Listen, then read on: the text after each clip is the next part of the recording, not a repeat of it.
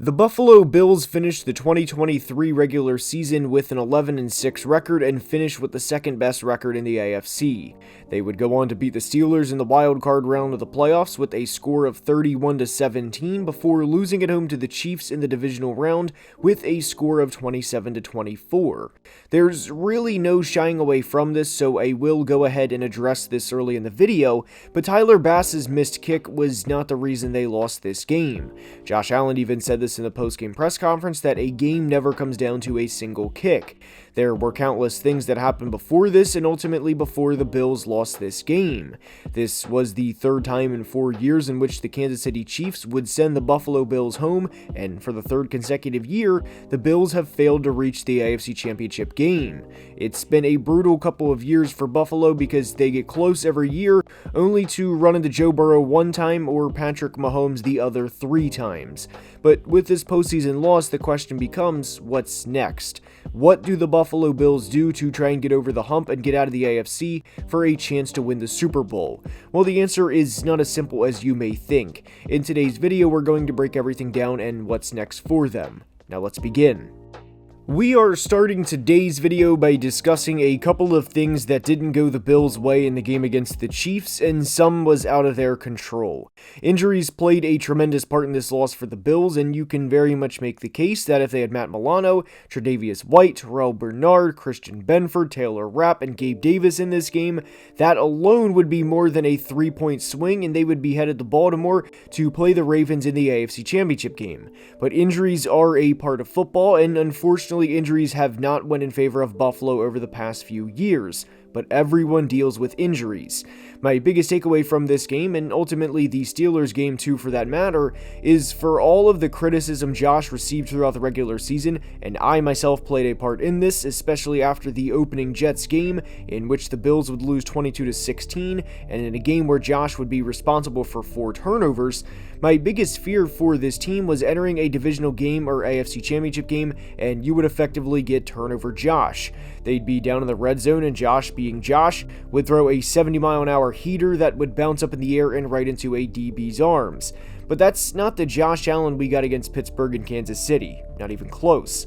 The Josh Allen we got against the Steelers and Chiefs put up 7 total touchdowns, including 3 rushing touchdowns in 2 games, and played close or at an MVP level. He put the team on his back in both games, and unfortunately for the Bills, they ran into a guy who has 13 postseason wins, multiple Super Bowl titles, and multiple regular season MVPs, all before the age of 30. I am under the belief that if you lose by multiple scores, and you lose something along the lines of 38-7 in the playoffs, it's not fine, but you clearly know you weren't the better team on that given day. But the 2021 loss to the Chiefs, which was the infamous 13 seconds game, in which Buffalo would lose 42-36 in overtime, or even in 2023, in which they would lose 27-24, well, these losses in particular are absolutely gut-wrenching losses because of how close they were, and if a play here or a play there bounces Buffalo's way, they win this game and they finally beat the Chiefs in the postseason. My biggest fear for the Bills moving forward, assuming they make the playoffs in 2024, is if they play the Chiefs again in the postseason, it's very much going to be a hold-your-breath game until Mahomes makes a play late in the fourth quarter type atmosphere, knowing the Chiefs have already sent them home 3 times in the Josh Allen era. For clarity, I'm not placing this loss entirely on Josh Allen or anything like that, but what I am saying is after the 3rd postseason loss in 3 tries against them, I don't know how this doesn't linger despite everyone's best efforts.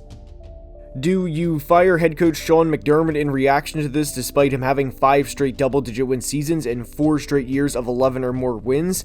I don't think there's a right or wrong answer to that question because you can very easily look around at the rest of the NFL and say, man, it could be a hell of a lot worse than what we have with McDermott, or you could say we have a player that has Hall of Fame talent at the quarterback position and a guy who is working on 4 straight 40-plus total touchdown seasons in Josh Allen and say, we have the quarterback more than figured out. Let's try and bring in an offensive mind to work with Josh and see if we can take the next step. Personally, what I think the Bills should do after finishing in the top 6 in both points per game and points allowed per game is reasonably, of course, load up as much as you can on offensive talent and go from there. Nobody is denying the talent Josh has, but what some people are skeptical about, myself included, is his supporting cast. We recently discussed the possibility of moving on from wide receiver Stefon Diggs, who had a career low in receiving yards this year with the Bills, career low for Stefon meaning during his time as a Bill, and what also makes this complicated for the Bills is they have some ugly contracts on this team. They are over $40 million for the cap entering the 2024 season. Yes, they'll trim the fat, if you will, from a salary cap standpoint, but unloading Diggs and his cap hit of $27.8 million would go a long way. Not only that, but Dawson Knox has a cap hit of $14 million in 2024, and unfortunately with the year Knox had, which was injury-ridden and combined with the fact they spent a first-round pick on tight end Dalton Kincaid, Knox's contract quickly became ugly for Buffalo. He is on average the 9th highest paid tight end despite never having 50 or more catches in a year, and I don't want to say he is flat out untradeable due to the contract, but nobody is standing there with their hand up saying, I want to give up a 3rd-round pick for a guy to make $14 million this year, and a guy who is nowhere close to the best at his position, especially when tight end is not as valued in today's NFL like receivers are. We mentioned Von Miller's contract in Monday's video, and for anybody who hasn't seen Monday's video, I recommend checking it out and it will be linked at the end. But to summarize this up, the Bills have $82.2 million on the book next year in 4 players in Stefon Diggs, Von Miller, Tre'Davious White, and Dawson Knox. Needless to say, when that takes up nearly 34% of your team's salary cap, that's going to limit what you can do in free agency and acquiring other players for that matter too. Oh yeah, and this is all while being over the cap right now by, again, over $40 million. Sure, you can restructure contracts, but that doesn't solve every problem, and restructuring contracts a lot of the time is like putting Flex Seal on a gaping hole and momentarily giving the franchise some financial freedom. Mitch Morse has been a solid player for the Bills over the past 5 years, but he will be 32 next year, and he has just under $3 million guaranteed next year, while having a cap hit of over $11 million, so the Bills would save $8.5 million by cutting Mitch. The same concept applies to safety Micah Hyde, except the franchise would save $5.2 million by cutting Hyde. With the Bills as over the cap as much as they are, saving $13.7 million by cutting Morse and Hyde makes a lot of sense, and to be completely honest, I would be surprised if both aren't cut this offseason. After discussing some options to save money and to get under the cap in 2024, there's still the part that every Bills fan is wondering and will be spending the offseason thinking about, and that's how to get better to beat the Chiefs when it matters. Believe it or not, the Bills have won each of the past 3 regular season meetings against Kansas City, and the most notable game out of those 3 was when the Bills beat Kansas City this year with the Travis Kelce lateral to Kadarius Toney that got called back because Toney was offsides.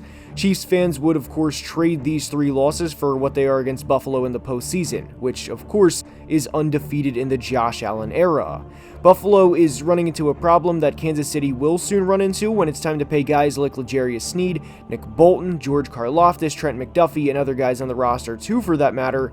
But now that they have the quarterback for the next decade figured out, and they have the quarterback paid, it's time to flip the roster and essentially not start over for Buffalo, but retool if you will.